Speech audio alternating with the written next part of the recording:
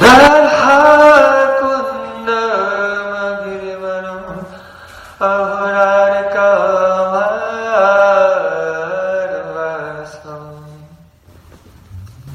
Prabhu Yasya Pratitakaya Shri Guru Tannatosmi Gurave Gaurachandraya Radhikaya Tadaya Krishnaya Krishna Bhaktaya Tad Bhaktaya Namo Ananda Leelamaya Vigrahaya Hemamadivyatsavi Sundaraya Tasmai Mahapremara Sampradaya Chaitanya Chandaya Namo Chaitanya Chandaya Namo Namaste Chaitanya Chandaya Namo Namaste Bhaktya Vihina Aparadalache Chimnastakhamani Toram Kamahati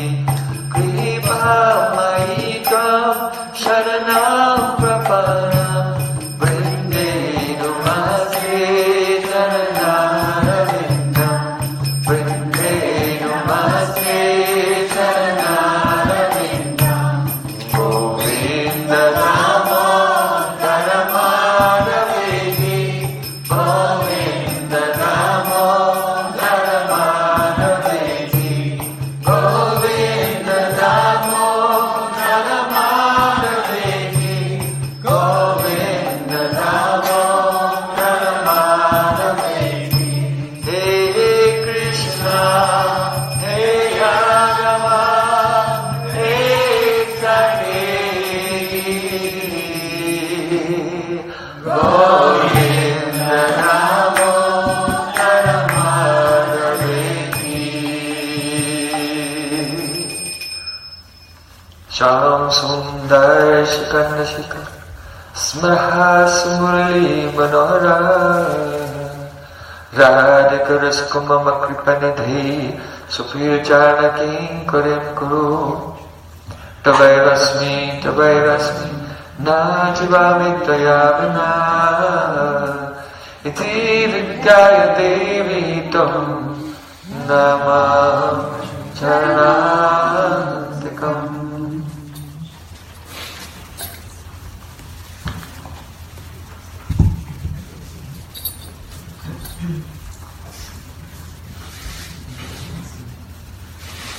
First of all, I offer my Sastand Dandavat Puspanjali, my heart like flowers, thousands and thousands of times at the lotus feet of my holy master, my supremely worshipable spiritual Gurudev, Asmadya Paramarajatama Guru Pada Padma, Nitya Pravishta Om Vishnupad, Ashtotara Satasisimat, Rupa Nugacharya Varya, Srila Bhaktivedanta Narayan Goswami. Jai. Secondly, I offer my pranam to my Guru's Guru, to Srila Prabhupada, and to all the spiritual masters in our tradition going back thousands of years to Sri Krishna himself. And finally, I offer my pranam to my dear brothers and sisters,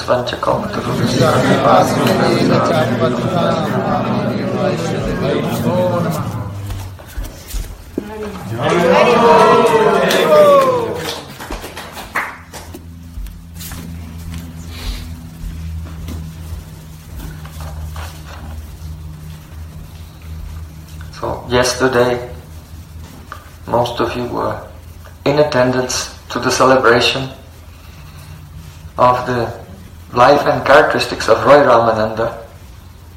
So it was very elevated subject, very elevated Katha. Today we are coming back down to earth, to the reality on the ground, which is the confinement of our consciousness within the limited, conditioned, material mind. Because that is where we are at the moment. Something we should understand very clearly. Not get carried away in any speculations and fantasies. We are here in this wellness center where everyone is very familiar with the anatomy of the physical body. But we find in modern times there is little to no familiarity with the Shukshma Sharir. That means the subtle body, the astral body. We are Atma, the soul, Atma. And we are covered by two bodies. This gross physical body, composed of the 5 elements: earth, water, fire, air, and Akash, ether. And then we have a Shukshma Sharir, a subtle body, the astral body, the psychological body. It's really a thing. From the perspective of modern psychology, they consider that all mental processes are byproducts or emergent properties of the physical brain. So this is called epiphenomenalism, that all mental states are the byproducts or emergent properties of the physical structures of the brain. So this is quite wrong, and it's based on a prejudice, because our sensory perceptions only can see so far, and so we can perceive and identify fluctuations in the brain on a chemical level, on an electronic level. That would be technically the element of fire in the Vedic cosmology. But we can't go past the fire element to the movement of the air, the pran. Pran is also functioning in the brain. And to the akash, to the ethereal element. What to speak of the actual subtle body proper. And so a type of prejudice comes, which is really unwarranted. It's an unwarranted prejudice. It's exactly like looking and seeing the horizon in the distance and then saying, there's nothing beyond that horizon because I can only see that far. Is that reasonable? It's completely unreasonable. Completely unreasonable. Yet that's the state of the modern analysis of psychology.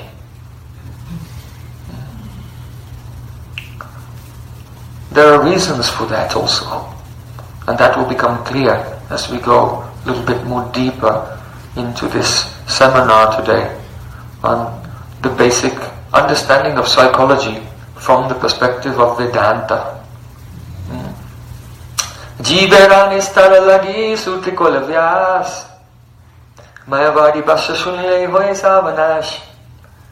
Chaitanya Mahaprabhu said, Srila Vyasadeva has given the philosophy of Vedanta, the Vedanta Sutras, in order to deliver us all from our ignorance. But if you have some follow impersonal interpretation, such as the Advaitavad of Shankaracharya, then everything will be spoiled. So luckily we have the best commentary, the best explanation of Vedanta Sutra called Srimad Bhagavatam. Artho yam brahma sutranam bhartata vininayo gatri prasarupaso vedata paribrahmita. Artho yam brahma sutranam, that Vyasadeva has explained the 559 sutras of Vedanta in 18,000 verses of Srimad Bhagavatam. He's explained and illustrated them there. So we're looking at a verse today from Srimad Bhagavatam, which is explaining something regarding the functions of our subtle body, our astral body, which is responsible for all of our psychological states.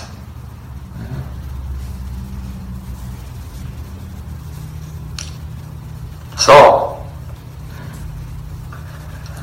your psychological body itself is composed of elements finer than the gross elements.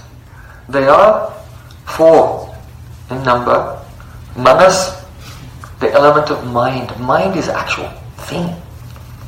It's a substance, a fine substance. And mind is, its property is sankalpa vikalpa, accepting and rejecting things on the basis of previous experiences. So you like something or you don't like something because in the past something like that, something similar to that object caused you some happiness, so you like it, or some distress. So that's how the mind works. Then manas, then the next element is buddhi, intelligence.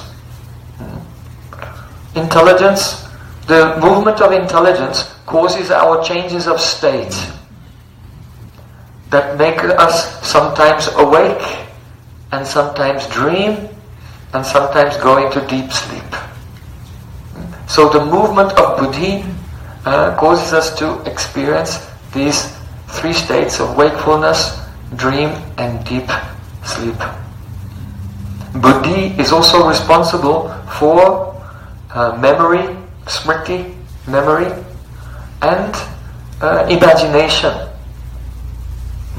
And also, when objects come before our senses, identifying them. So that process of identification basically involves the memory.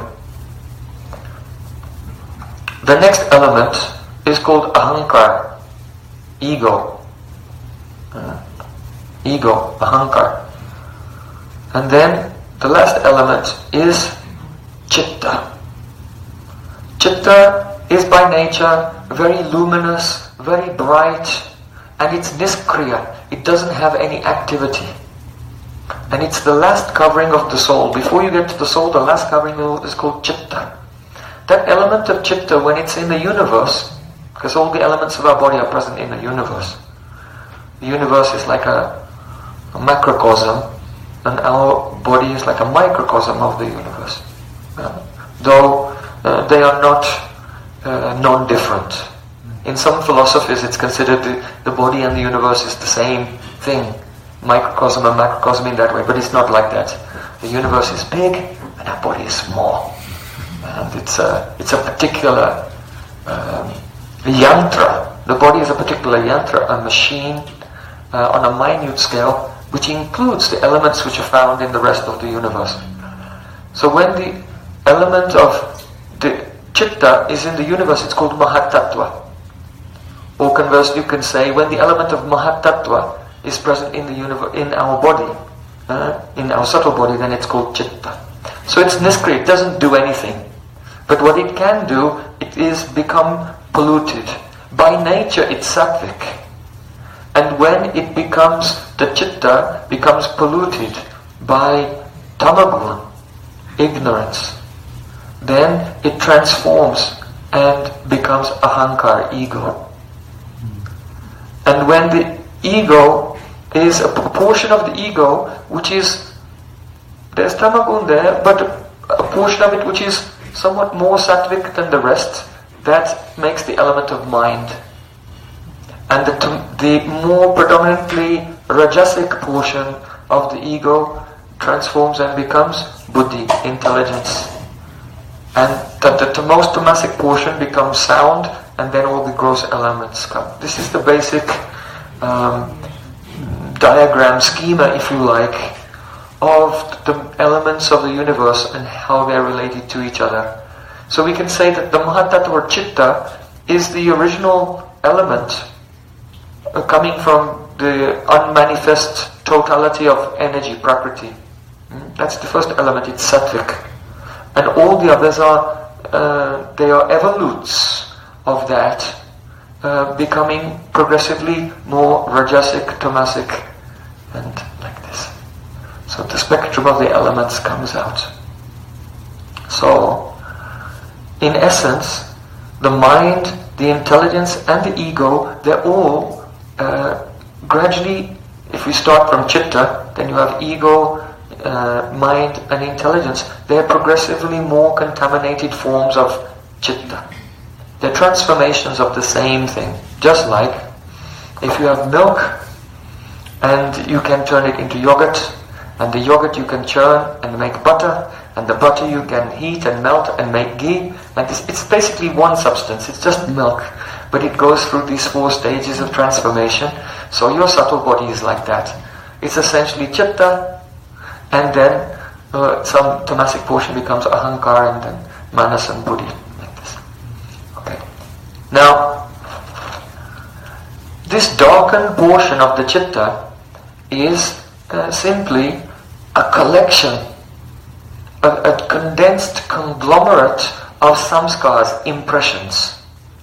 So when you are moving around in the world, your cameras are rolling all the time, your eyes are filming everything, ears are recording everything, and all that information is going and it's leaving impression in the chitta. So when millions of impressions of the gross physical world are condensed together in the chitta, it becomes crowded, it becomes darkened. Because the physical elements are a manifestation of tamas. And now all these impressions of tamas have collected within the chitta and darkened it. And so that darkened mass of impressions within the chitta is called ahankara, ego. So that ego is the darkened portion of the chitta, and that's our subconscious mind. So something was true about when the psychoanalysts, they say that, well, we're all under the control of the dictates of our subconscious mind. That much is right. A lot of the rest was just made up. But that part is right. So in the chitta, that's the subconscious mind. The impressions are there forming the ego. And then you have your mind, which is the conscious mind. And the buddhi, the intelligence, acts as the go-between the subconscious mind and the conscious mind. And so that's how you recognize things. That's how you understand things. Is when something comes before you, you see it. And then the buddhi, your intelligence, goes inside, digs around among all the impressions you've had before. Let's say you see a creature with 2 horns, and a dewlap, and an udder, and a tail, eating grass in a field. Right?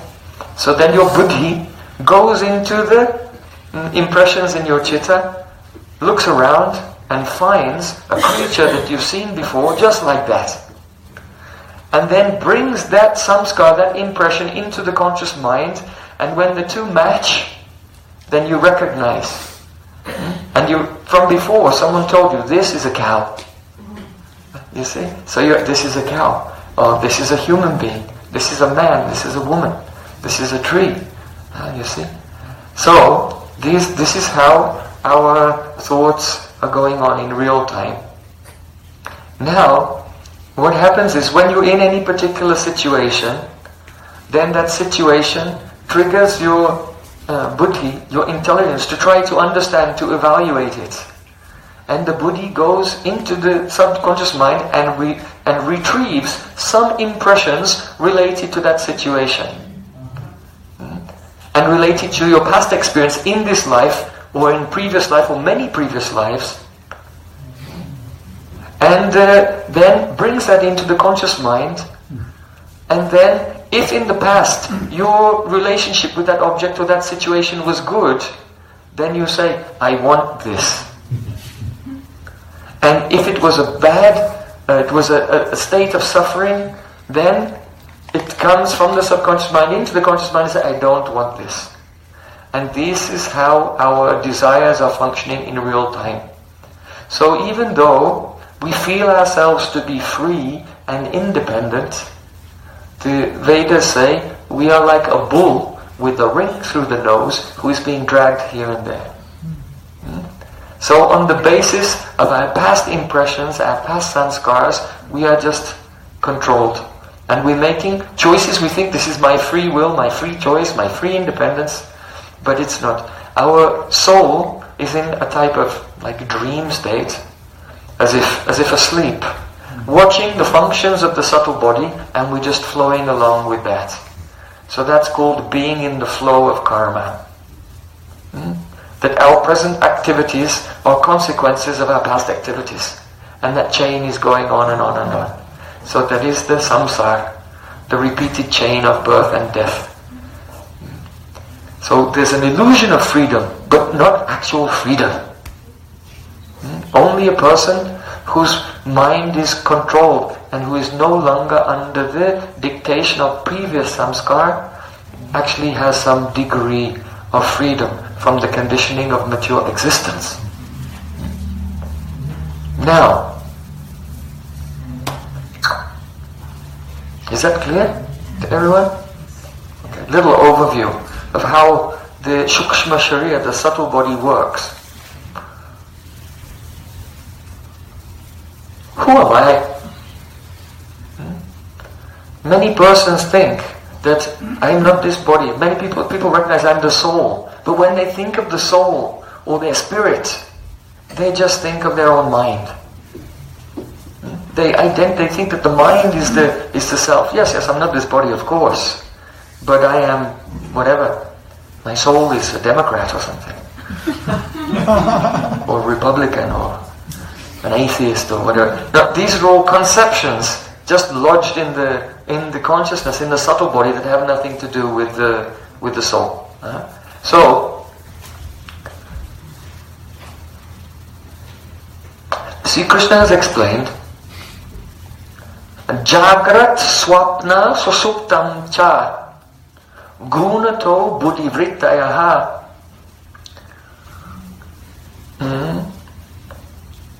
Tasam vilakshano jiva shakshittvena vinishtitaha. He said that the state of wakefulness, jagrat, swapnaha, dreaming, shushuptam, the state of deep sleep, gunato buddhi brittaya, these are the functions of buddhi. These are the functions of buddhi coming from three gunas. In other gunato buddhi brittaya, so when the mode of goodness becomes more prominent in your subtle body, then you wake up. It's not a fact that you wake up when your alarm clock goes off. Because if your alarm clock goes off but there's not enough sattva in your subtle body, you'll just press the snooze button or turn it off and go back to sleep. Right? So we wake up when the sattva gun is rising in the subtle body. Otherwise, when rajagun is present, we dream. We're in a dream state. And when tamagun is very prominent, then we go into deep sleep, in which we are conscious, but conscious of nothing. The senses are dissolved. Even the mind at that point is dissolved. And you see, in the dream state, the mind and the senses are still functioning. But in the deep sleep, though the physical body is lying still, mind and senses are still functioning in the dream state. But in deep sleep, then mind and senses are dissolved. The soul cannot be unconscious. You say, I was unconscious. No. The conscious soul was just conscious of nothing during the deep sleep state. So the three gunas function in this way. So Krishna is saying that Tasam vilakshano jiva, the soul, who you are, is distinct from these three states. And that can be understood. Shakshittvena vinishtitaha, you can have vivek, you can have discrimination, you can separate who you are from who you are not by understanding that conscious entity who is the witness of these changes of state is called the jiva, the soul, the atma. So you are not any of these states, you are the being witnessing this constant change that's taking place every day. I'm awake, I'm dreaming, I'm in deep sleep, dreaming, deep sleep, dreaming, deep sleep a few times, and then you wake up again. And so you're going backwards and forwards like that every day and each night. So that is the self, Atma. He's the witness. But due to the predominance of Tamagun, we don't even recognize ourselves as the witness.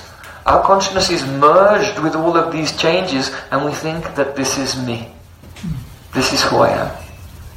And so when we hear the instruction, the explanation of these things from the lips of the Guru, spiritual master, or any pure Vaishnava, then that serves to awaken our vivek, our power of discrimination.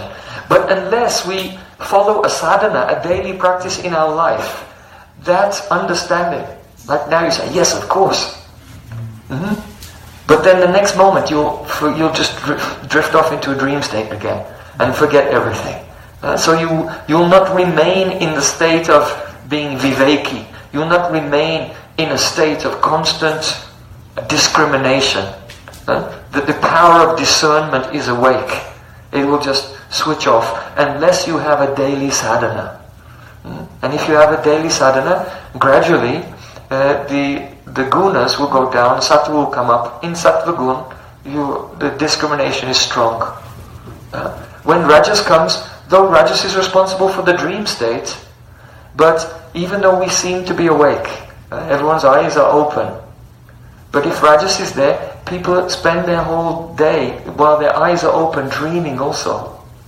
Right? Because instead of being here, right now, everyone's dreaming about, oh, how delicious the feast will be this evening.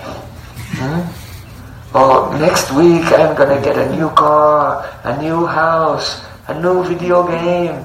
I'm going to go on holiday, spring break. So no one's staying here, even when they're awake. All the mental functions are engaged in dreaming of future opportunities for enjoyment. And in this way, we're lost. Who am I? Atman. It's gone. It's all gone. So dreaming takes place at night and in the day. Another interesting thing about these states of consciousness, which is most wonderful. When you're asleep, your body is lying on the bed, but in your dream you have a body.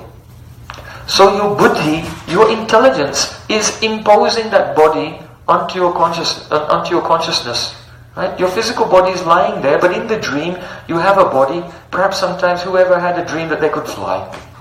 Right? You had that dream? Who had a dream that they could play piano or something that they couldn't do in real life?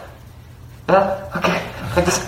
So you can have all these superpowers, which are actually, it must be in a previous life you had that experience, because the mind cannot produce anything that hasn't been experienced in the past. The mind cannot produce anything that hasn't been experienced in the past, but it can produce combinations of past experiences. For example, you've never seen a flying elephant, but because you've seen an elephant and you've seen a bird who can fly, then your mind, the vikalpa, the imagination portion of the buddhi, can put two impressions together and have a flying elephant. Like that, you see. So, but otherwise you can't actually even imagine things that you've never experienced either in this life or in previous lives. Not possible. And that's why if you chant and try to remember Krishna, then you cannot actually. Because you've never experienced Krishna.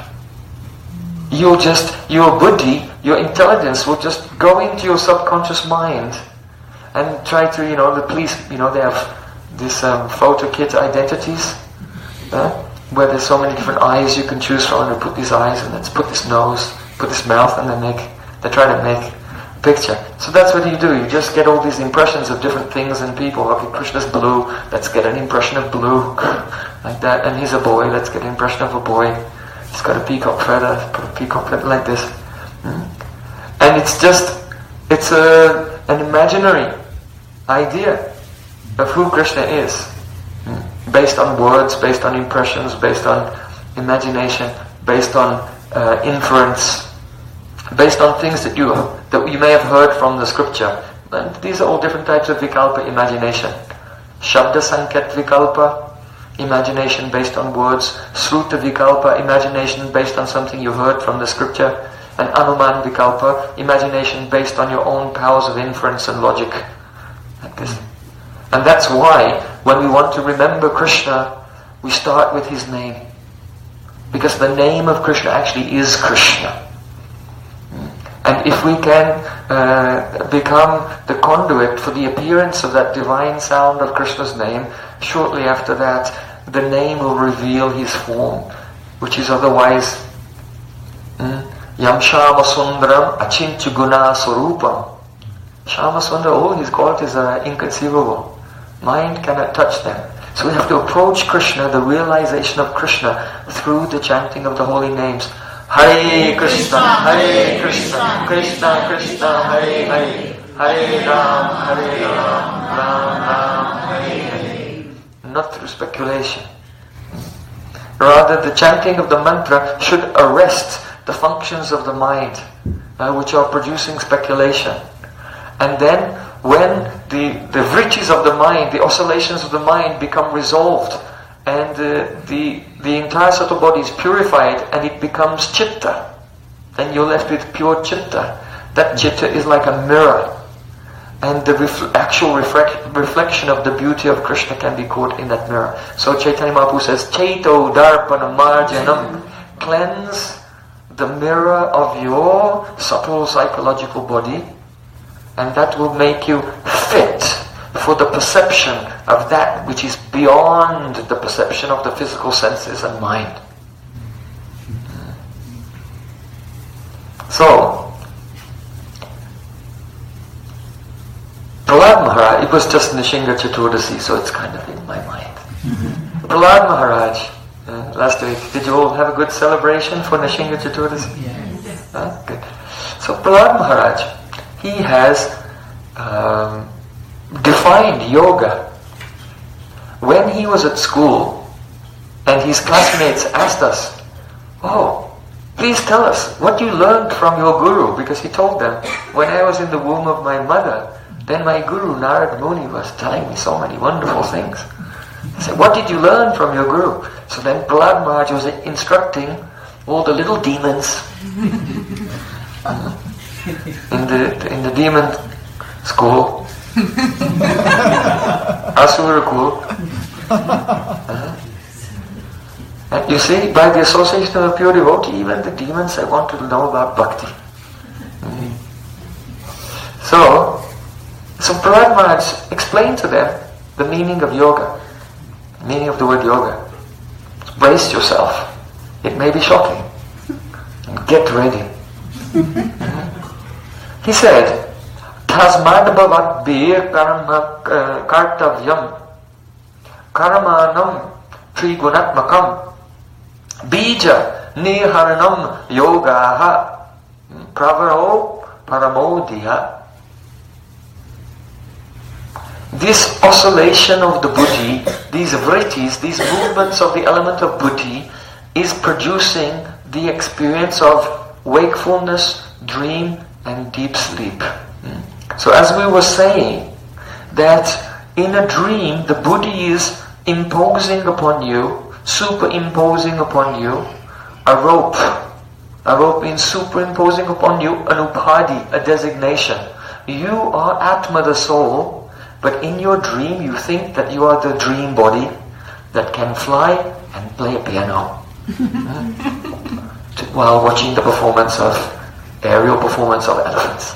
Right? So, all wonderful things may happen in your dream, but your buddhi is superimposing the upadhi, the designation of the body, your dream body, while you're asleep. Even though that body is not you.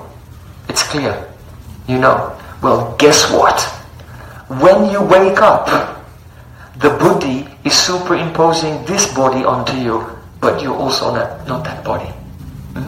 So if you can understand how you are not the body and not the doer of the activities in your dream, but that is a superimposition by the function of buddhi onto your consciousness, now just extend that, and that's what's happening right now while you're awake.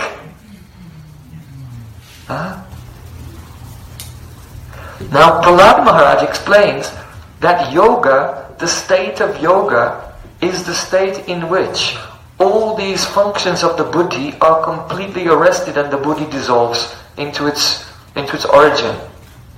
The mind and buddhi dissolve into its origin, the chitta. In other words, yoga involves the complete destruction of your mind and intelligence. It involves the complete destruction of your subtle body, because as long as they are all functioning, then you end up either dreaming that you're the dream body or dreaming that you're the physical body. That is, you're in material existence.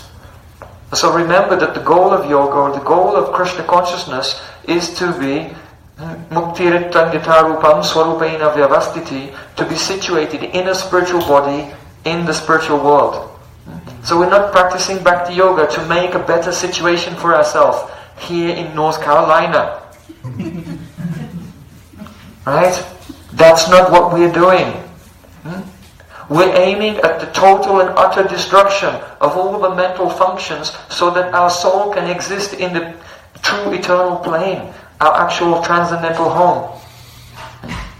So he's saying, kartavyam, tasmad bhavad bir kartavyam. He's saying, my dear friends, my dear demons, school friends, it is your kartavya, it is your duty. It is the duty of all of us. And what is that duty? Kamanam trigunatmakam bija niharanam. In our subtle body are the impressions, which are the seeds of all of these states of consciousness, which are causing us to rotate in the cycle of repeated birth and death in the material world. And it's our duty to completely destroy that. And that is called yoga. Pravaho paramodhya. That means that the flow of these states of buddhi has to be completely stopped. And that is called yoga. And how will it be done? Lord Kapil Dev, he said,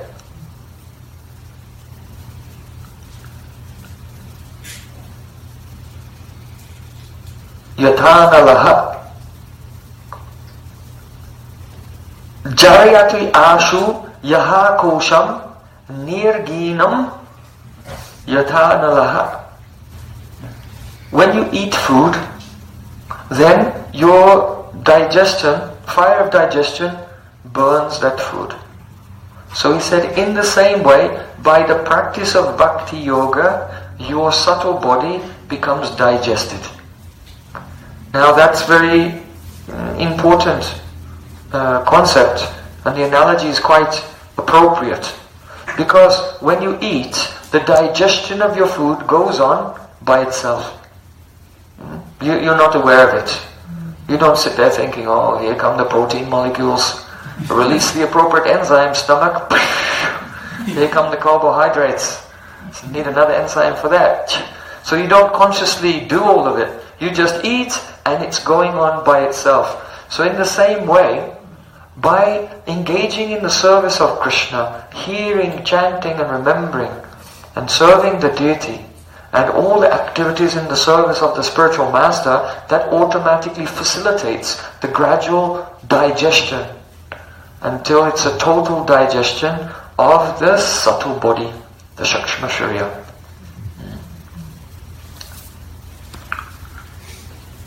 Now, I want to come to this verse for today from Srimad Bhagavatam, and it's a great treasure, it's a mine of priceless transcendental knowledge.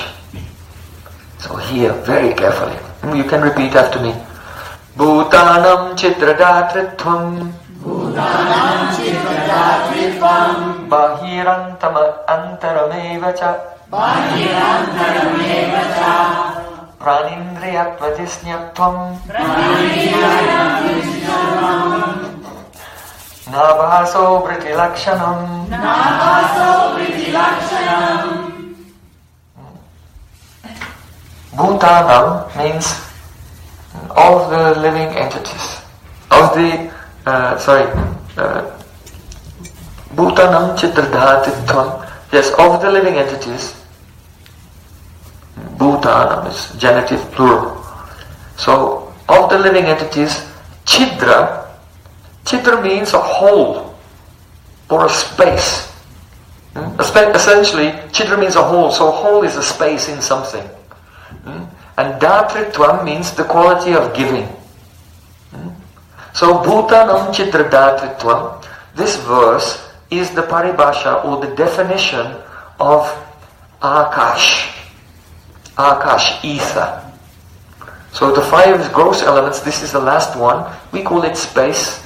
But space and ether, they're not, in people's minds, they're not the same. People used to believe in ether, and then when Albert Einstein's theory of relativity came along, and he found, or he proposed, the speed of light was constant, and then he said, well, that means that if the speed of light is constant, then there's no resistance in space, so there's actually no elements, there's no ethereal element which is carrying it, like this. So then the idea of ether or Akash went out of fashion along with the arrival of the theory of relativity.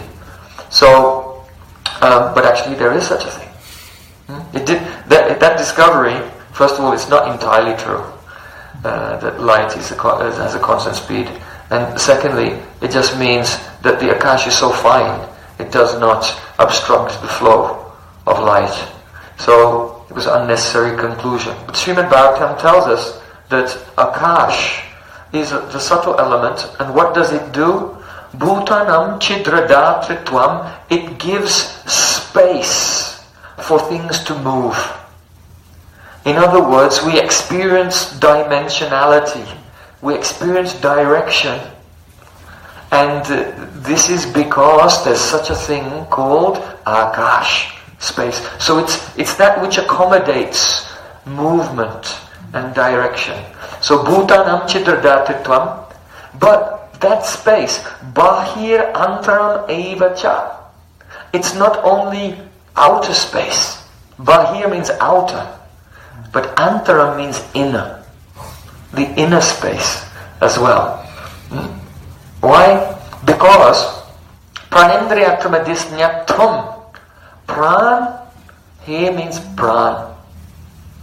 Indriya means the senses. And Atma here means the subtle body. The whole subtle body, the mind here. It doesn't mean the self. And Disnyatvam means the foundation or the field. You know, if you want to play a game, then you need a field to play upon. So what is the field which accommodates the movement of Pran, the movement of the senses, and the movements of the mind? Because we're talking about buddhi oscillating, modulating, vrittis, the vrittis, that means the motions, the movements of the mind. So movement requires some field or some space to take place. So the astonishing revelation of Srimad Bhagavatam is that it's not that the movements of the mind have one kind of space, and the movements of the pran have another space, and the movements of the senses have another space, but they all share the same field. And that Nabhaso means Akash, Vritti Lakshanam. Vritti means functions and Lakshanam means the characteristics. So these are the characteristics of the element of Akash, ether.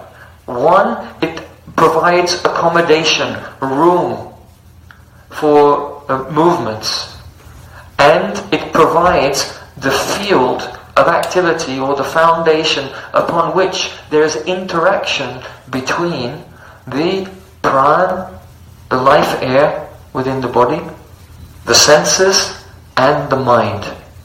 So Akash is the junction between your mental, that is your subtle body, and your gross body.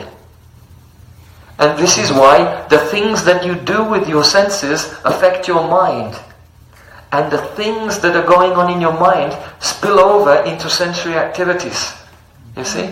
There must be a common meeting place where they affect each other. Otherwise your mind will say, I'm going to stand up. But then the body doesn't do anything. Right? Or if you take some alcohol and you drink it, and your mind is exactly the same, completely unaffected. Right? So how can this liquid in a bottle change your state of mind? There must be a crossroads where the effects of the sensory activities come in touch with the movements of the mind. And that place that facilitates, that accommodates the connection between the subtle body and the gross body is called Akash. Akash. Okay, is everyone on board? Because we're just building this in layers. You're going to learn so many wonderful things this evening. Astonishing things. Okay, now, Akash. So, our subtle body can expand and contract.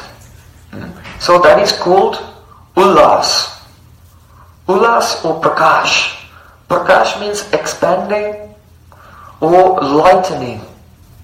And Ullas also has the same meaning.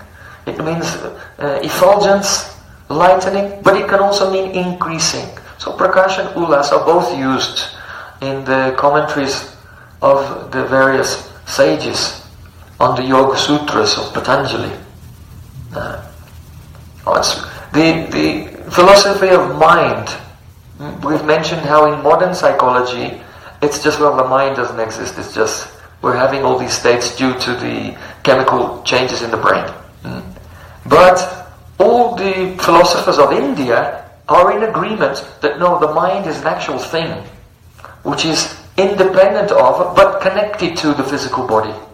It interacts with the physical body, so there's an effect, but it's its own element. But the different philosophers of India have different ideas. So this is the speciality of Vedanta, of Vyasadeva, especially the Vedanta is in 4 chapters, and the second chapter compares all the different philosophical ideas of the sages of the classical systems of philosophy in India. And of course the Srimad Bhagavatam is the expanded explanation of the Vedanta Sutra. So it gives you the precise explanation of what's really going on, with illustrations as well. Okay, so for example, the first classical school is known as Nyaya, the logic school of Gautam Rishi. So they say that the Surup, the nature of the mind is that it's an atom. It's an atom, it's an indivisible element of a stuff called mind. And the reason they say the mind is an atom is because they say we can only deal with one sensory input at a time. So, for example, I'm speaking now, but if you notice something going on over there and your mind goes over there and your eyes focus on that, even though I'm speaking, then you say, oh, what did he say? You say your ears were there and they were open. You can close your eyes, you can't close your ears. Right? But still, you didn't hear it because your mind went to something visual. Like that. So the function of the mind is to prioritize perceptions. So in the school of Nyaya, the philosophers say the mind is atomic. It's tiny, indivisible, and the proof is that you can only deal with one perception at a time. But then the yoga school of Patanjali, they say that no. Look, if I'm eating something, right? If I'm eating some, let's say, they give the example of corn. Someone's eating some corn. So when you're eating it, you simultaneously see the color of the corn, the taste of the corn, the smell of the corn, and you hear the crunchy sound as you bite into it. So you're having all these perceptions simultaneously. So therefore, the philosophers of the Patanjali's school, the yoga school, they say, no, the mind isn't atomic. So then the Nyayikas, the Nyaya, the logic school of Gautam Rishi, they say, no, it's not like that. You see, the mind is atomic and it only deals with one perception at a time, but it's very fast.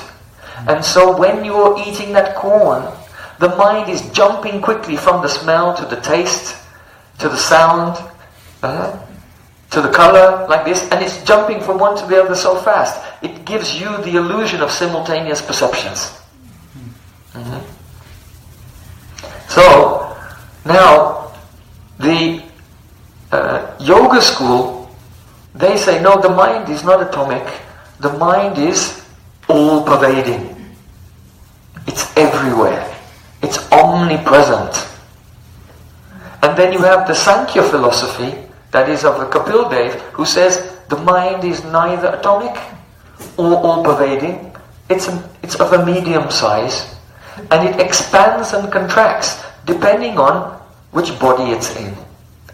So if the subtle body enters an ant, then it contracts and becomes the size of an ant, and it spreads out, the subtle body spreads out around the gross body. And then if that same soul takes birth in the body of an elephant, it expands to fill the body of the elephant and give the elephant the impression that he's that big body, like that. So each of the different schools, they have their own ideas. The yogi's idea is that the mind is all-pervading. It's everywhere. But its vrittis are limited, its functions are limited, and they're limited by the ahankara, the ego. So when you have a functioning ego, it limits your mind to just what's going on right here, right now.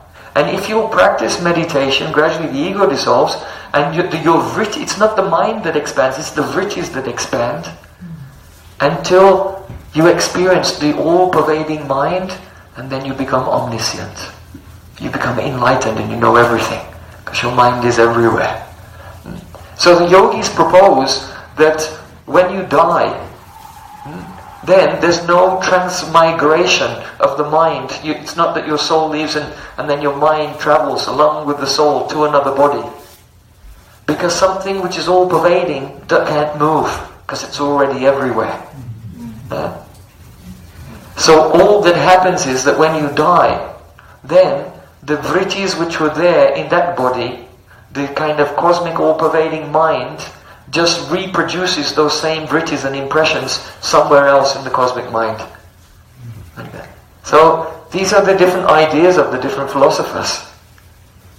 As soon as you get out of this epiphenomenalism, that the mind doesn't really exist, it's just a product of the chemicals in the brain. Now, when you actually consider, well, what is the mind and what is like, it starts to become a little bit complicated as well. And so we have to learn precisely what the mind is like from Vedanta. That Vedanta means the conclusion of knowledge. And that's explained in Srimad Bhagavatam. And if you practice, then you can actually perceive the truth of that reality. So the mind is an atom. The mind is an atom, but the vrittis of the mind, because there's pran in there, which causes it to oscillate, cause it to spread out and have functions within the akash. So now this mind, it can expand and it can contract. Now, consider this. What is it that we call happiness and we call distress? Think about it. When you do something that you like, what is it that you like? Do you like eating chocolate? Right? Okay, let's just take that. So what happens is, when you're all tense, let's say you're tense, you're cranky, and you're getting angry and with people and agitated, right? And then you think, and then your buddhi, your intelligence, digs past into your past sanskars and brings up the impression of some chocolate. And then you go, ping! I had an idea. I want some chocolate. So then you go to the store and you buy whatever it is, linked 79% cacao, Swiss chocolate, your favorite brand, whatever it is, right? And then when you get that, so your mind was kind of cramped and disturbed, lots of disturbance going on. And then when you taste it, then your mind is completely focused. You go into samadhi. Not exactly samadhi. But you stop thinking about all the things that were disturbing you, right? All the things that are in the mind that were disturbing you, you forget that, and now you're focused on one thing. The taste of that chocolate. And then suddenly, you feel a certain lightness. Right? You suddenly feel so light.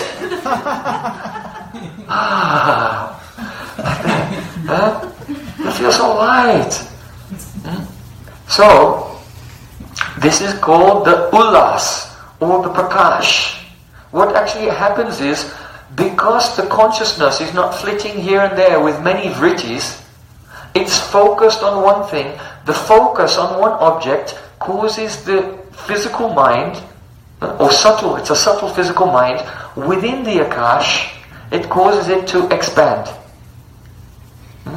and to become illuminated. So that is called Prakash or Ullas. It's naturally, when the mind expands, it's naturally illuminated. Why?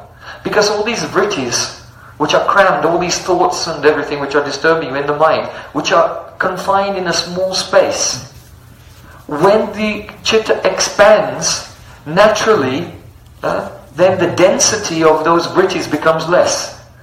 You may have the same thoughts, but in a bigger space. It's not such a disturbance. Right? If you have 10 people all living in one room, then you'll go crazy. Right? But you have 10 people living in different houses in the same village, then everyone has their space. And they feel peaceful. Right? Prabhu, I need my space.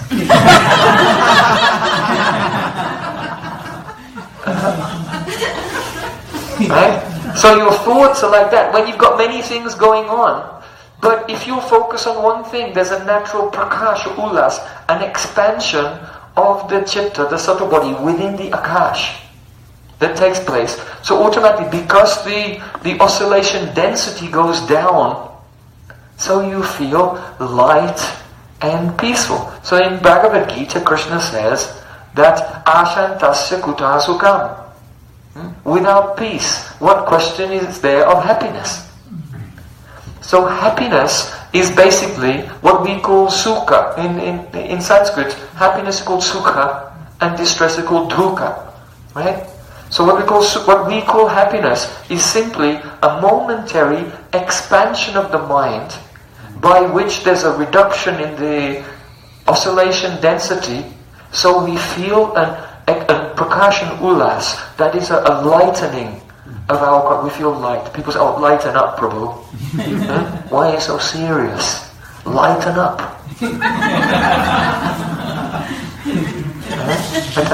Why do we use these words? Yeah.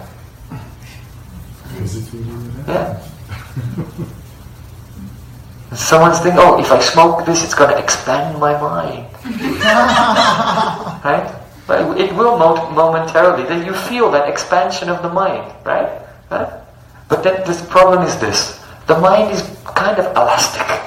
There's a certain viscosity to the subtle body, which means that if it's stretched or expanded artificially, it twangs back.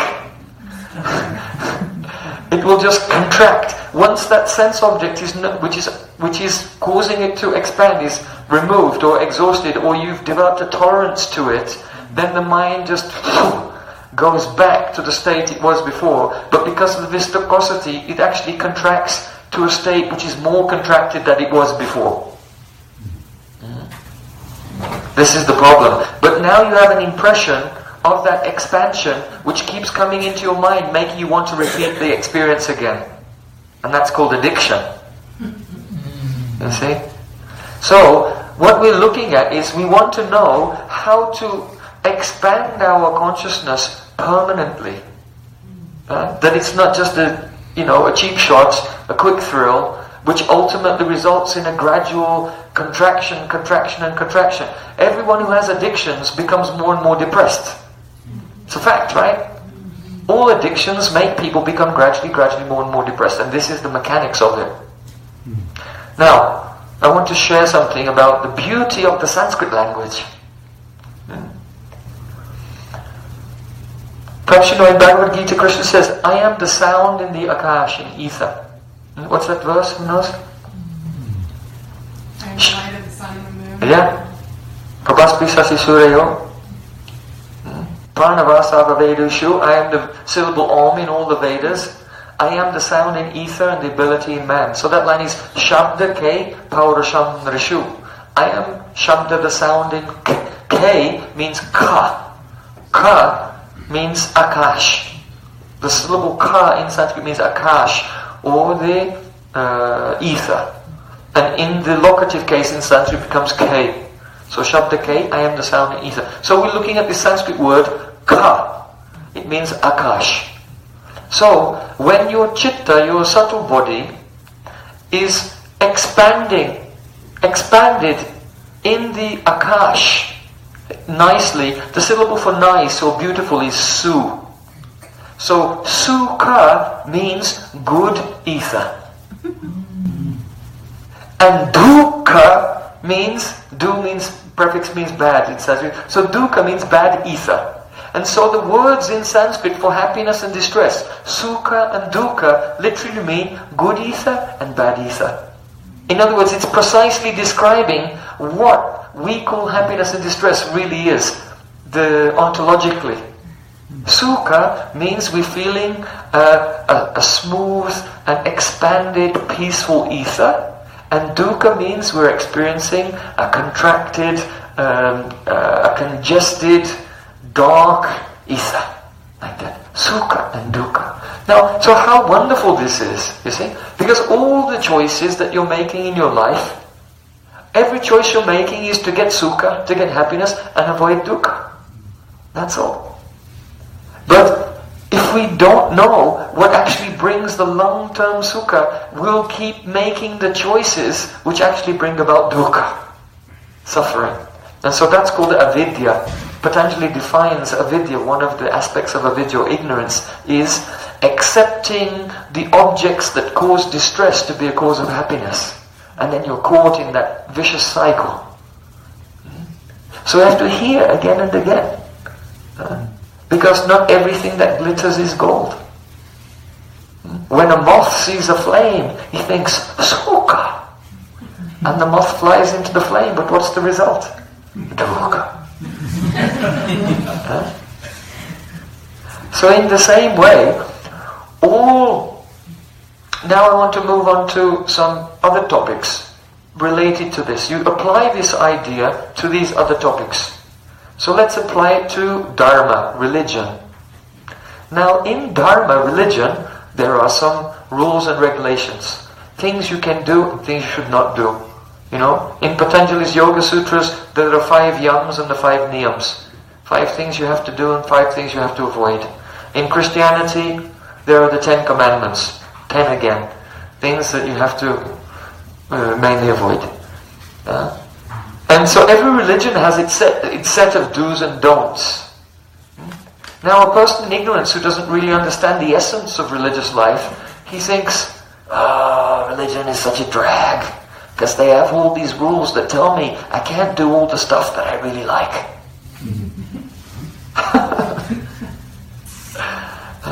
No, it's not that someone one day came up with this idea.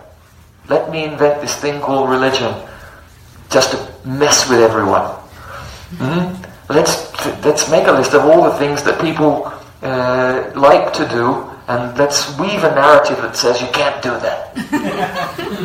And see what happens. Right? Religion is not like that. All the do's and don'ts, the prohibitions and the recommendations of dharma are actually there because the things that you should not do actually have the long-term effect of contracting your chitta, causing contractions in the long term. We're not talking about the general person who has a very short sight and just thinks, whatever gives me happiness now, that's how I'll repeatedly find nirvana. No.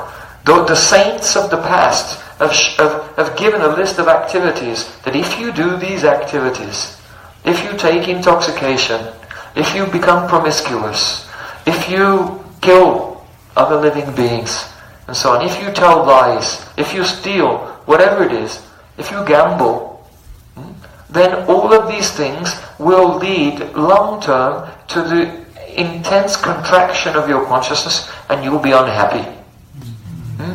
And all the things that Dharma says, like you should give in charity, you should have hospitality for your guests, you should give tax to the king, you should worship the various devatas, and so on. All the things that religion says, you should take care of your wife and children. All of these things that Dharma is saying that if you do this, in the long term, that will lead to the gradual expansion of your chitta within the Akash, and you'll feel sukha, happiness.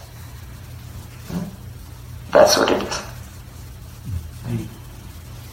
That's Dharma. So if you want a definition of Dharma and Dharma is that which gradually expands your consciousness, and Adharma is that which gradually contracts your consciousness.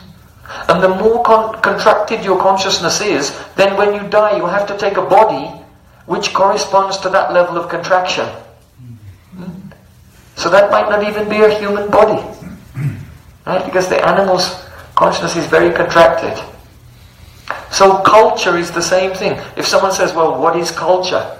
Right? Real culture is a set of values in society where the architecture, the art, the music, the poetry, the drama is all aimed at elevating the individuals.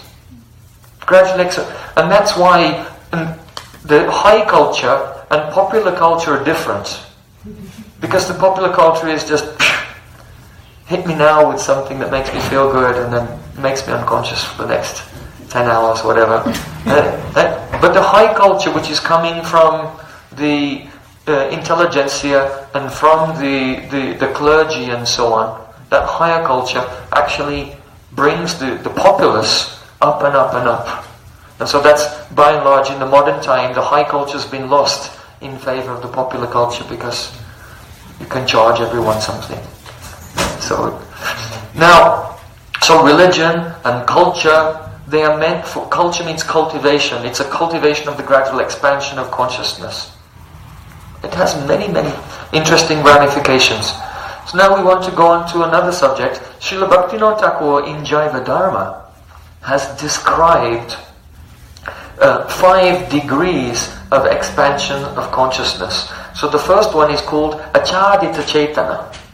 That means covered consciousness, and that's the consciousness of souls who are in very lowest forms of life, such as trees and plants and mountains and whatever. Whereas gross bodies, where if you look, people would doubt whether this thing even has a soul or not. Does a blade of grass have a soul? You know? I mean, we know the criterion to establish the presence of the soul because there are 6 transformations: birth, growth, maintenance, the production of byproducts, dwindling and disappearance. Where these 6 features are present, it means that there's a soul there, because the soul is present with the super soul, and without the super soul, then matter cannot organize it organize itself into complex, self-reproducing forms. That's God's mystic power, and without that, matter just doesn't do that. So anything which is showing these 6 symptoms, there must be a soul. Along with the soul is the super soul, and therefore you get this creation of complex order from what would ordinarily be chaos. Just matter left to itself goes into greater and greater states of chaos, right? Thermodynamics. So those souls in the very lowest level of consciousness, that's called Achadita Chetana, covered consciousness. Then the next level is called the Sankuchita Chetana. Sankuchita means contracted consciousness. Contraction. Oh, while I'm on the level, I'm just going to make a little digression here. Contraction of consciousness. When a person's consciousness is expanded, then they feel some disgust at the presence of adharma. There's one story. Once there was a sadhu. He was at Govardhan. And he was just wandering at Govardhan, and a bus arrived there. You know, in the Govardhan town there's a station. The bus, so many people. And then one woman got off the bus, young woman, and she was very beautiful. Extremely beautiful. And the sadhu looked, and he was just staring like this. And then someone said, do you know who she is? Oh, she's the daughter of such and such a person, one Indian lady, and one British, some dignitary from England. It was at the time of the empire, when they were ruling India, that time. And then he snapped out of his absorption and he spat. And then he went away. Why? When he first saw her, he was reminded of the gopis. It wasn't that he was attracted to her, it was just something that triggered some thoughts about the Braja gopis. But then when he was told that she was a product, really, of what would Vedically be adharma, because it's Varna Sankara, because the various castes, they have pratilom and anulom weddings and everything. Now anulom is okay. A male can marry someone from the same caste or lower caste, but if a female marries someone from a lower caste, it becomes the pratilom, and it's not so acceptable, and then in society you get the Varna Sankara, the mixed occupations and everything, like this. So, because she was a product of adharma, just the touch, just thought of adharma caused his consciousness to become sankuchita, contracted. And it was painful. So he spat and then he went away. Like this. So, and we see that in a very high example in Chaitanya Mahaprabhu.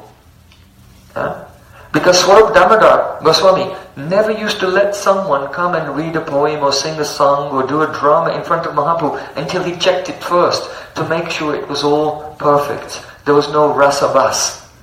There was no misrepresentation of transcendental mellow, or there was no the apasiddhanta, some wrong philosophical idea. So in Chaitanya Charitamrita it is said, Rasavasa jadi hoy siddhanta virod sahitina pariprabhu mani hoy krod. That if Chaitanya Mahaprabhu saw some rasabas or some apasiddhanta, some wrong philosophy, then he couldn't tolerate it and he became angry. Now Chaitanya Mahaprabhu is Tanadapi Sunichena, more humble than a blade of grass, Tarodapi Sishtana, more tolerant than a tree. Right? But if you say a poem about Krishna and there's some rasabas in it, he'll become angry. What is this? Because if something is his consciousness, and he's doing the leela of like a sadhak whose consciousness is expanded into the transcendental experience, and then if something which is against that, it causes the very rapid sankuchita, contraction, which is painful for the devotee, and so he become uncontrollably angry. Like that. So, I'm just giving an example of sankuchita in other contexts. Now in this context, achadita cetana, covered consciousness, then sankuchita cetana, contracted consciousness, means the consciousness in this context of animals. So you all know, if you have a dog or a cat or something, that they're capable of rudimentary emotions. Right? They become attached to you, they like you, they don't like someone else. They become happy, they start to wag their tail when they're happy. If they do something wrong, and then they'll become shy and hesitant and so on. And there are many examples in nature. Sometimes if an animal's baby, like a monkey's baby, dies, then she's lamenting. The whole, whatever it is, the tribe of monkeys may all lament, or even take revenge against another animal that attacked them. So you can see, in the animals, the consciousness is there, and it's expanded enough for some rudimentary emotions, but not enough to get philosophical. Right? The animals never sit down and think, this is a dog's life. What am I doing? I've just had enough chasing cats, marking my territory on the lamppost. Why am I here? The animals will never think like this. Because they have the sankuchita cetana. So then the next level, as the consciousness expands more, it's called the mukulita cetana. That is budding. If we say our consciousness is like a flower, this is the bud, which is just opening a little. Not really, the bud is still there, it's just starting to open. And human beings are in this state and the other two states. There are 5. So these 3 states, they're for human beings. So in this state includes the immoral atheists. Atheists who have no ethical values. But it also includes the moral atheists. Those who don't believe in God but have ethical values. They're both included in this state, Mukhalita Cetana. Now, the next state of consciousness is called Vikasita Cetana. Vikasita means opening. Because it opened, literally. So a flower now, the flower of the consciousness has not opened fully, but is open now. So this includes the theists, which technically should be more, because if you really believe in God, you will follow His instructions, however you conceive of Him. So the moral theists and the devotees who are practicing sadhana bhakti. They have a daily, because there are some persons who believe in a religion, but they're not actively engaged in a daily process to realize something. So there are certain persons who believe, faith above works. So if I just believe when I die, and then I'll get the ultimate beatitude. But then there are others who know the fact is that, yes, I believe in God, but if my consciousness is not expanded to the state where I can realize Him, I'm not going to get a free gift when I die. When I die, I'll just take birth in another body, and I'll just be in the same consciousness I was in the previous life, because you take the subtle body with you. So, in that state of Vikasita Cetana are the moral theists and also the devotees who are actually practicing a sadhana. They have a higher conception. They're doing sadhana because they've associated with an enlightened person, but their consciousness has not yet necessarily expanded beyond the spectrum of consciousness of others who are not doing sadhana yet. Right? Sometimes people think, this devotee is like, he became angry and this and that. So, bhakti's not working, because it's just like everyone else. So yeah, he is just like everyone else, in one sense, because he's practicing, but not in such an intense way that he's actually really producing a transformation in his consciousness. He's just doing a few stick around, every day like that. But he's not really practicing in an effective way to experience that transformation. Right? So, now, another interesting point here. If you compare the Mukhalita Cetana with the Vikasita Cetana, we see that the difference between the atheist and the theist is the expansion of consciousness. This is really, really important to understand. The atheist has no proof or evidence or experience that there's no God. And the theist also, in that stage, also has no experience of God yet, but he believes. But why does one believe and not believe? And this is very important. When a person does sinful activities, adharma, that causes the contraction of consciousness. And along with the contraction of consciousness comes the insight, the intuition into the causation of the world around us. You see? Just like if there's a cat and you throw a pebble at a cat, the cat will watch the pebble bounce, boom, boom, boom, boom, boom, and then spin around and then stop. And then the cat's watching and thinking, what will the pebble do next? Right?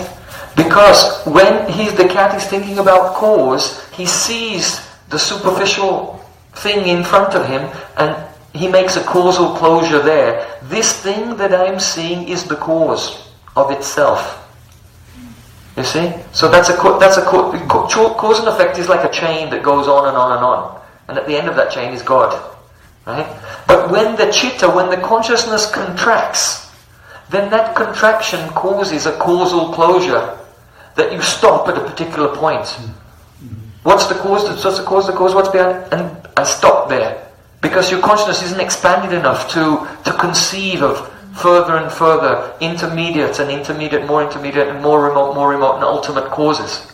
So the cat is seeing and watching the pebble. I remember when I was a little kid, I would make a little paper mouse on the end of a string, and you put it down, and the cat sees it, and you pull the string, and the cat jumps. And just when the cat jumps, you pull the string again.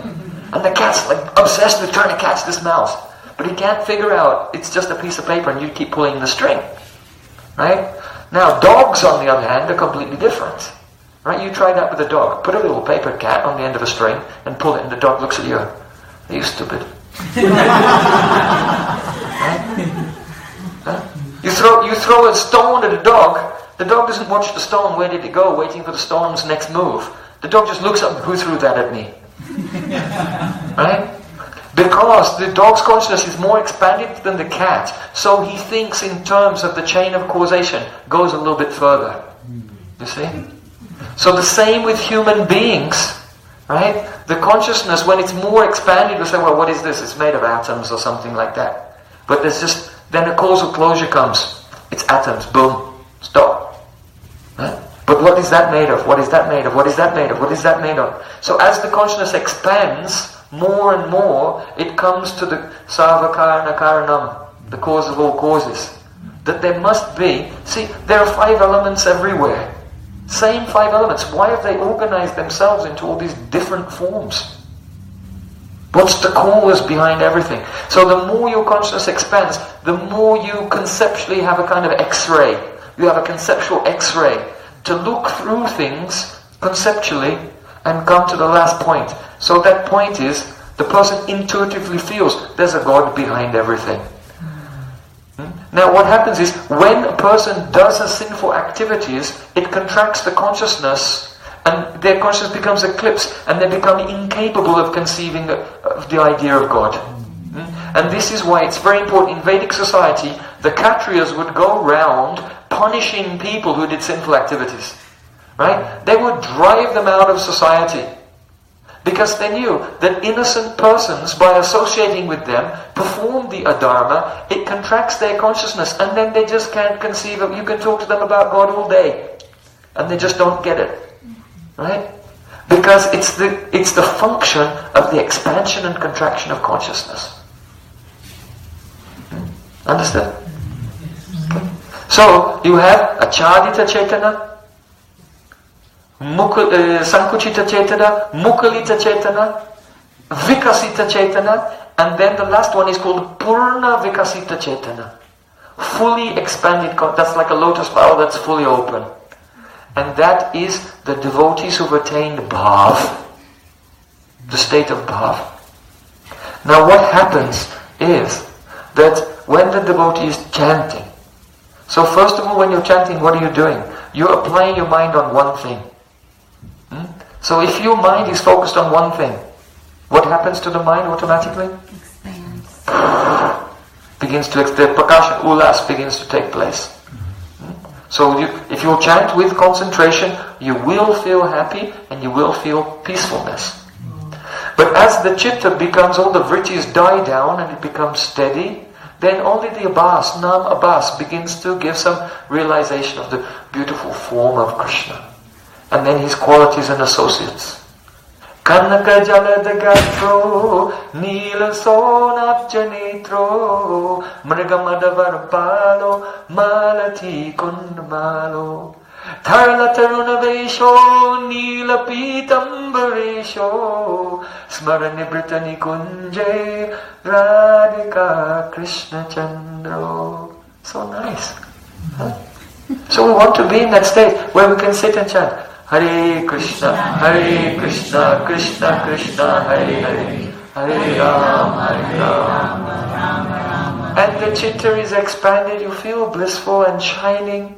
And there you see Kanaka Jaladagatro, 2 bodies, one like a rain cloud and one the complexion of molten gold, Radha and Krishna. Nila Pidambaresho, Krishna's wearing a golden shawl over his shoulders, and Radhika's wearing blue cloth. Mrigamadavala Balo, decorated with fragrant kasturi tilak. And Krishna's wearing a garland of soft white fragrant kunda flowers, and Radharani is wearing a garland of soft white fragrant jasmine flowers. Smarani Brittani Kunjay Radhika Krishna Chandra.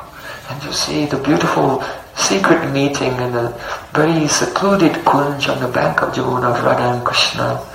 Vishuddha Sattva Swarup, rays of joy are emanating from both of them, and you just become lost in that. That is Sarvatma Snapanam Param Vijayate Sri Krishna Sankirtanam. Completely bathing in their sweetness. So, that is the Puna Vikasita Chaitana. When now, actually the Puna Vikasita Chaitana happens when meditating on the beautiful form of Krishna and following the mood that is inspired by our Gurudev and following the associates of Krishna, then one becomes blessed with a beautiful transcendental body. You see that in your meditation, your spiritual body. And then when your chitta becomes tadatmik with that Siddharup, Gopi form, then that is the fullest extent of the expansion of the chitta. The chitta becomes tadatmik, one with that. And then, at the end of, one experiences the direct service of Krishna at the end of life. Yam yam vapismam bhavam chajatyanti kalevaram tam tamivaiti kuntyasa tatat bhava bhavitaha. Just as Bharat Maharaj thought of a deer at the last moment of his life and became a deer.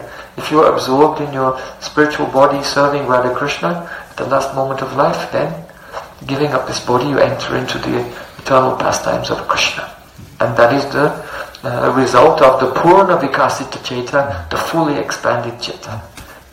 So this was our verse for today. We're discussing Akash, how Akash accommodates the vrittis, how there's expansion and contraction, what are the different levels of expansion, and the ultimate level of expansion is the tadatmya, the oneness of the chitta with one spiritual body. Guru Premananda. So that's an overview of the psychology of Vedanta. Are there any questions? Yes, Prabhu. What about these folks who are theists, but they commit lots of sinful activities? I mean, it seems that would stop them from being able to believe in God. They may be very I believe in God. But well, that's an interesting nuance. That means, you see, if a person deliberately, knowingly, and callously engages in activities which are not pleasing to God or are contrary to the evolution of the soul in his journey towards God, then they don't really believe in God. But if they say, I believe in God, it's not an intuitive experience, but it's more of a social convention. They've been born in a situation and they've learnt it socially from others, and so they go along with that. And so they would not really be necessarily considered in the category of Vikasita Chaitana. Because actions speak louder than words. So from the lips they say they believe in God, but it's more of a social convention. Because if you really believe, then why would you? Why would you say, I believe that fire burns, and then you put your hand in. Right? So. But they don't in their teachings and stuff, or deeply in their teachings, but other than that, they do think that they're not doing anything wrong. That's another thing. That's not the same. If someone is knowingly doing things which are against Dharma, then they don't really believe. It's just a social convention. But if someone truly believes in God, but there's some activity which from the Vedic perspective would be considered adharmic, but within their religious and social context is considered acceptable, then it's not really a problem for them. They'll progress. Because they're praying, they're glorifying God, they're singing hymns or doing rosary or whatever it is. And that's very powerful. And so Nama-bas destroys the reactions of all sinful activities. So they'll be protected, and they'll gradually make progress, they'll gradually make advancement. Because they don't have a duplicity, a crookedness. They're being as honest as they can in the circumstances that they find themselves. So, yes? I'm thinking, for example, the religious orders, convents and monasteries and things like that, where mostly they are not vegetarian, just a few, but and they're serious about their practices, their meditation, their prayer, and all that. But then they sit in front of a big piece of meat, Yes. Yeah. So their kirtan, their singing of hymns and glorification of God and meditation will neutralize those reactions. But what we see actually with these orders, they have, even though they may not be strictly vegetarian, but many of them actually are practically vegetarian. And for example, if Coptic Christians, they have to do be completely vegan for over 200 days of the year, and so on. And so those who are doing, that's just the regular people also. And so there are many injunctions even within different groups of Christianity to not eat meat, or to be vegan on certain days, or just do complete like fasting at the time of Lent. It's really very popular. Especially in Russia, Russian Orthodox, they all fast during Lent and so on. And so, but then when you have monks living in the monasteries, they do so many austerities.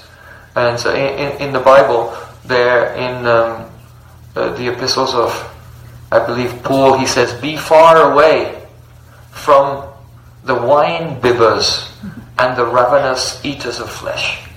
So it's right there also in the Bible. People who eat meat and take intoxication, don't associate with them. So that means you shouldn't do it yourself also, obviously. That's included in that. So a holy name is very powerful, so you should consider that. Another thing is that Srila Bhaktivinoda Thakur in Jivadharma said, for someone who's in the mode of ignorance, to, say, eat meat or something, which is an ignorant activity, for him, it's not so bad. Because that's his level of consciousness. You see? It's really sinful for a sattvic person, say, born in a Brahminical context. If he were to do it, it would be very sinful. And so the reaction is proportionate to the amount of responsibility each person has. And that responsibility is proportionate to the knowledge and understanding and the context in which they live.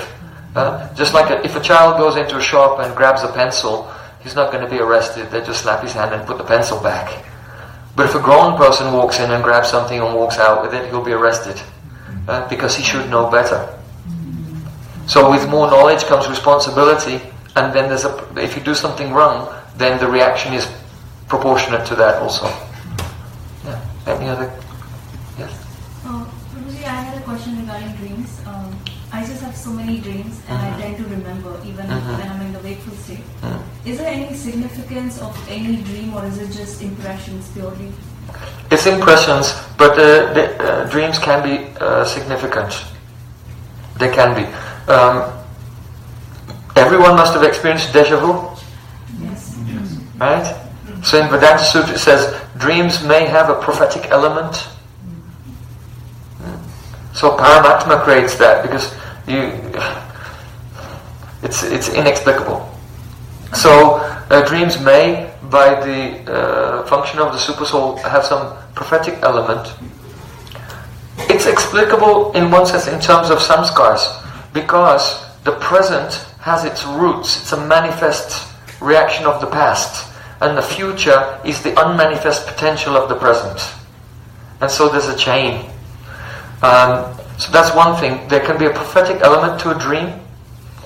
And if you associate with spiritual personalities, then, especially, my Gurudev said, in the early morning, just before sunrise, during the Brahma Muhurta time, or just before the Brahma Muhurta, if you have a dream at that time, you may have a dream of your Guru, Diksha Guru, Shiksha Guru, or someone, and it may really be an instruction. And but that should be confirmed. you can go and open your heart and it should be confirmed. Because it may be just because you ate some cheese before you went to bed and gave you a weird dream or something. But you can have some spiritual inspiration may come by the mercy of transcendental personalities at that time. But you should confirm it. So the example is there of Srila Rupa Goswami. When Srila Rupa Goswami, he was writing a drama. And he was traveling from Vrindavan to Jagannath Puri. And on the way, he stayed at a village called Satyabhamapur. And at night, in a dream, he saw a goddess who said, I want you to write a separate drama about me, and by my blessing it will be exquisitely beautiful. And he woke up, and he realized that goddess was Satyabhama herself. So he was writing a drama of Krishna in Vrindavan, and then how he went to Mathura and Dwarka, and the marriage with Satyabhama and so on. And now he realized that in the dream, Satyabhama had told him to divide the drama into two parts, a Vrindavan part, and then a Vrindavan, Mathura, Dwarka part.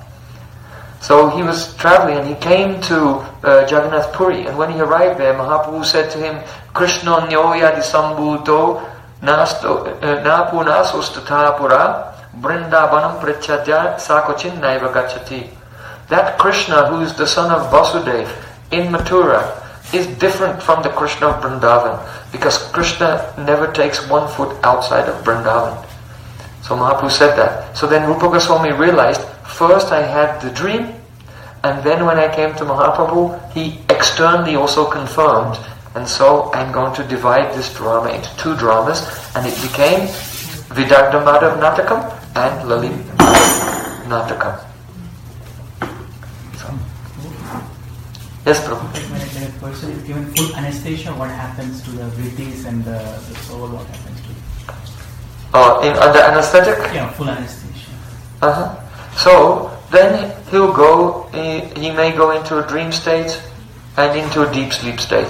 So if someone wakes up from anesthesia and they don't remember even dreaming, then they are in the dream state. But rarely. But sometimes it happens that someone has the subtle body comes out and they have an out of the body experience as well. Sometimes that happens. But generally people just go into swapna or shushupti. Yeah. Because that's only possible because of the senses and the pran, which are part of the gross body. The subtle underpinnings of the gross body become affected by the chemical, and then that affects the chitta, and then that brings the chitta into tamagun, becomes prominence, and then they go. So these interactions between the physical body and the mental states all take place on this disnyatvam, on this foundation that accommodates their meeting. Is it possible that some of the things that Vedas describe as being dharma and adharma are based on social convention, or what would be the difference? No. Because Vedic society is a product of the Vedic description of dharma and adharma. You see? So the social conventions of Vedic society haven't sprung up through just traditions among the people. They're coming down. Everyone's thinking that this is right, this is wrong, because they learnt it from the Brahmanas. And the Brahmanas studied the Vedas and told them, and they're following that. But it may be that sometimes some traditions come about just by chance among the people. So Prabhupada Bhaktisiddhanta Thakur gives an example. There was a little boy, and his father was performing a sacrifice, the fire yagya. So there was a cat, and the cat kept coming in and going here and there, and you're not allowed to let the animals go by the yagya. So then his father just got a stake and knocked it into the ground and tied a piece of string and put it around there and tied the cat there, so the cat couldn't go into the yagya. So the little boy saw that. Then when the little boy grew up, and he had a family, and he wanted to perform yagyas, they were getting everything ready. Okay, we've got the yagya kund, we've got the ghee, we've got the flowers, we've got the puja and everything. And then he remembered, we have to have the cat. And so he knocked a stake in the ground, got a cat, tied it up, like that. And so then it became a tradition. So, yes, in Vedic culture, it's coming down, it's coming from dharma and adharma, But because often there's a lot of confusion and people do whatever they saw their grandmother doing, something like that, then it can get mixed up with just social conventions which are product of, historicity.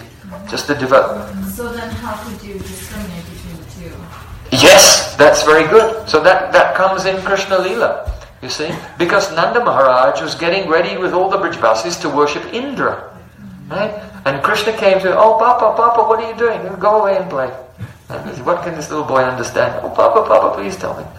So in the end he said, "We're going to worship Indra." And Krishna said, "Well, is this Lokik or is it Vedic? Is it Lokik means just a convention that people do? A tradition that came from people? Or is it actually Vedic?" And then Nanda Baba was like, "Oh, well, it's Lokik. To tell you the truth, it's a Lokik thing. But anyway, my forefathers did it, their forefathers did it, so we consider it to be our inevitable and unavoidable karmic duty. We have to do it." So then Krishna said, "But when you follow the Vedas, this makes a positive result. When you just follow Lokik things, then it's not effective. And everything we do should be done with proper knowledge. You see, and this is why Krishna was able to persuade him to not worship Indra and make all the offerings to Govardhan. So your question is, that's one of Krishna's tricky questions. So you can do that in any situation. Some devotees say, "Is this Lokik or is it Vedic? Or is it Tantric?" Because we actually follow a combination of Vediki and Tantriki. Vediki and Tantriki. For example, we remember Brahma Gayatri. Brahma Gayatri is Vedic. But Gopal Mantra and Kam Gaya is Tantric. So our daily sadhana is a combination of Vedic and Tantric practice. And Krishna says that in the 11th canto, Vediki, Tantriki.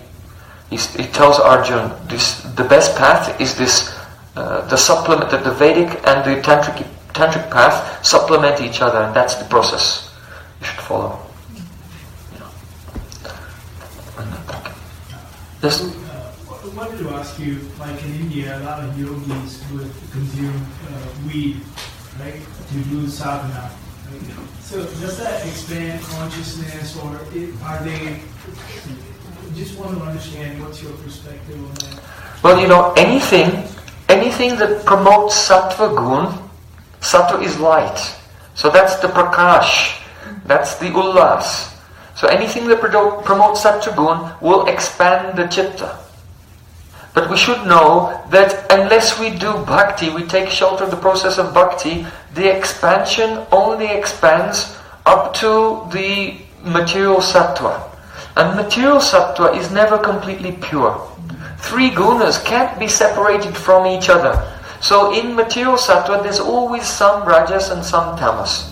Maybe very little, but it's always there. So any yogic process, like Patanjali's process, it can only take us up to the highest awareness of sattva. And that's why Patanjali says that the perfection of trance, samadhi siddhi ishvara pranidanat, the perfection of trance comes by surrender to God. And how do you surrender to God? Tadjapas tadbhavatanam, by doing japa and meditating on the meaning of the japa. And what is that japa you should do? Tasya vachakaha pranavaha. You should chant the syllable Om. So Om is actually a name of Krishna. So Patanjali, along with his physical system, he has in the states of dharan, dhyan and samadhi, concentration, meditation and trance upon the holy name in the form of Om, and meditation on Paramatma, the four-armed Vishnu form in the heart. So it may take one up to, because there's an element of what would be called... He asked about use of ganja. Sorry. No, he said yoga. Weed. He said yogi is doing ganja. Oh, yogi's doing ganja. Oh no, that's totally bogus. They're just hippies. Huh? Yeah, they're just hippies. They're just getting stoned and going in the mode of ignorance. You can see they don't even take a bath once a year. So yeah, that's nothing. Any experiences if they're... You can see them fighting over the chilam. Yeah, they become like animals, completely useless. But there's a sutra in Patanjali's Yoga Sutra that says one can expand the consciousness through the use of aushadhi, herbs, mantras and jewels. Right? And so I've even seen among the devotee community that devotees quote sometimes this sutra of Patanjali that says you can expand your chitta through the use of herbs, and therefore it's okay to get stoned and smoke ganja, right? But if you look at the tikas, if you look at the commentaries on these verses written by Patanjali's disciple Vyas or Vachaspati Misra or any of the main commentators, they all explain that this aushadhi is actually a herb from Swargalok. It's from the heavenly planets. So you have to come into this state where you're actually having a perception of the demigods, and then they come to you with this herb it's not even from planet Earth. And this has an effect of expanding your consciousness. So yeah, that sutra of Patanjali is a very poor excuse. And we have 4 regulative principles, and one of them is don't take any intoxication. And that's it. So we shouldn't try to circumvent that in any way. Okay. So it's getting a little bit like, what I'd like to do is sing a kirtan. Everyone can have the benefit of the holy names. We'll serve prasadam, and then those who need to go can go, and those who want to ask more questions. Gaur Premanande Hari